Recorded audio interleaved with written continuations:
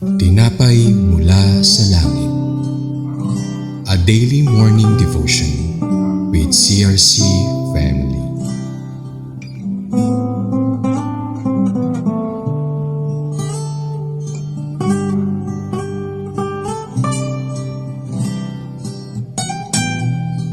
Isang mapagpalang umaga po sa bawat isa. Samahan niyo po kami sa ating programang Tinapay Mula sa Langit, ang pang-araw-araw nating devotion sa salita ng Diyos. Ngayong umaga ay babasa tayo sa Hukom chapter 17 verse 12 to 13 na pinamagatang False Consecration and False Confidence. Ngunit bago po tayo magpatuloy, tayo dumako muna sa maikling panalangin. Panginoong Diyos na makapangyarihan sa lahat, maraming salamat po sa bagong umaga na ipinagkaloob mo. Salamat po sa buhay at sa lakas at sa pagkakataong makapakinig muli ng inyong salita. Samahan mo po kami sa aming pagninilay upang ang aming mga puso ay muling mapaalalahanan ng inyong katotohanan. Naway ang lahat ng aming maririnig ay magbigay kalakasan at gabay sa aming pamumuhay. Sa pangalan ni Jesus, Amen. Atin pong basahin ang Hukom chapter 17 verse 12 to 13. At itinalaga ni Mika ang Levita at ang binata ay naging kanyang ampari. At siya ay tumahan sa bahay ni Mika at sinabi ni Mika, "Ngayong tatalastas ko na ang aking pagpapalain ng Panginoon, sapagkat mayroon akong isang Levita na naging pari." Sa panahong ito, wala pang hari sa Israel at bawat isa ay gumagawa ng inaakala nilang tama.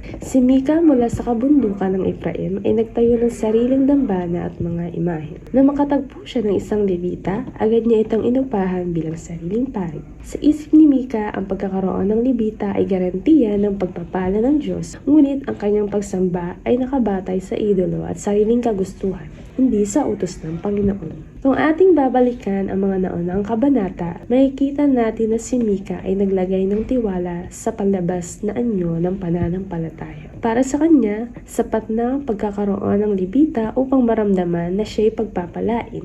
Ngunit, mali ang kanyang batayan. Ang tunay na pagpapala ay hindi nakukuha sa tao sa titulo o ritual, kundi sa pusong tapat na sumusunod sa Panginoon. Ngunit kung atin rin susuriin ng mabuti, ang Levita ay may malaking gampanin sa pagkatawag sa kanya ng Diyos. Isang oportunidad na maging daluyan siya ng pagpapala ng mga taong wala pang tunay na pananampalataya kay Yahweh. Marahil niloob ng Diyos na mapunta siya sa bahay ni Mika upang turuan at ipakita ang tamang pagsamba sa totoong Diyos. Sa isang banda, maaring nakita rin ni Mika ang Levita bilang daluyan ng pagpapala ng Diyos para sa kanya.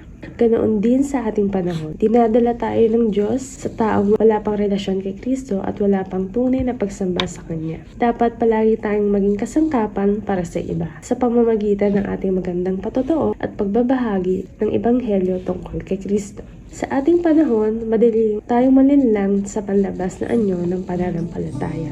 Ngunit gaya ng paalala sa Hukom, ang tunay na kapayapaan at pagpapala ay nagmumula lamang sa pusong tapat na sumusunod sa Panginoon. Tayo'y manalangin. Panginoon, salamat sa umagang ito. Tunay nga na Ikaw ang Diyos na dakila at nag-iisa sa lahat. Salamat sa paalala na hindi dapat namin ituon ang aming tiwala at kapayapaan sa mga bagay dito sa mundo o sa akala naming tama.